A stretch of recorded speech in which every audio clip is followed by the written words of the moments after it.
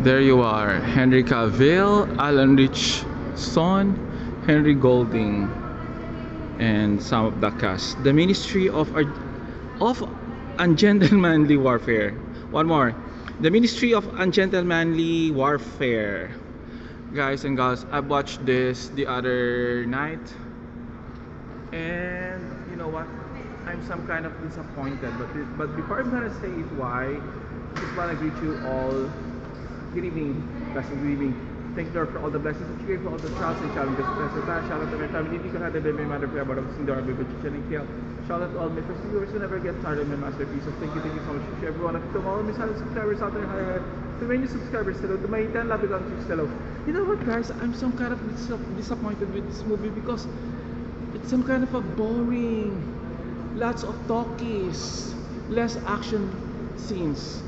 Well, the only consolations that I've got from this one, the face of Henry Cavill, the Superman himself, and the other one, hold on, this one, I love this guy because he's some kind of a bulky body, some kind of very oozing with sex appeal, animalistic sex appeal. But I just want their action films once they have some actions. But sad to say, guys and girls, do not watch for this movie because it's so boring. How do you call this thing? Slow paced. They are just like doing a real one. They are not thinking that they are in the movie.